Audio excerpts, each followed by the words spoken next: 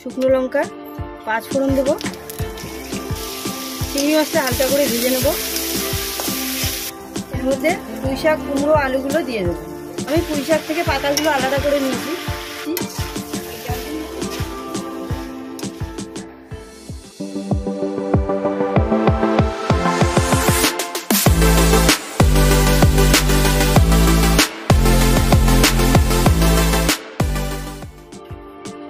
কড়াইটা গরম হয়ে গেছে।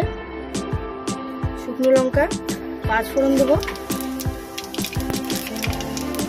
ফোড়নটাকে কয়েক সেকেন্ড ভেজে নেব।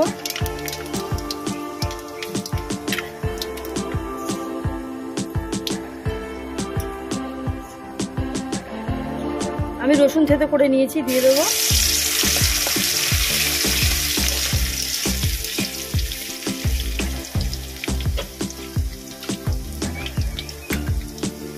এবার চিংড়ি মাছগুলো দিয়ে দেবো।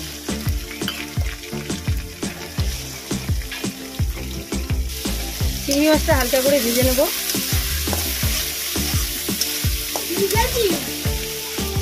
এবার পেঁয়াজ দেবো।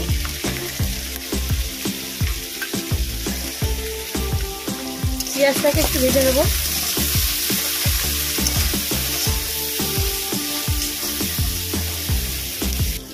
এতে দেবো স্বাদ মতো নুন, দেবো হলুদ।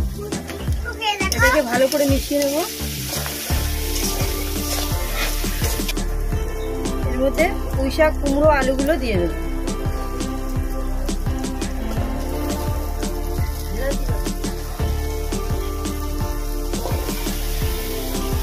এটা ভালো করে মিশিয়ে নেব।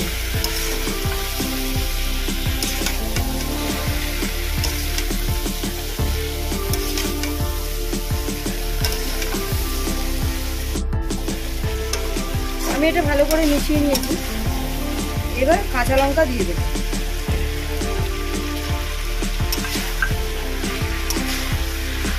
আমি পুঁই শাক থেকে পাতাগুলো আলাদা করে নিয়েছি, পাতাগুলো দিয়ে দেবো। পাতাগুলো ভালো করে মিশিয়ে নেব।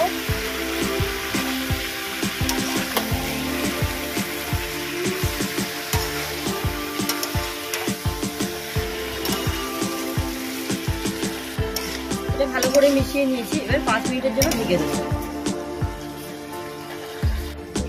5 মিনিট বাদে চলে এসেছি।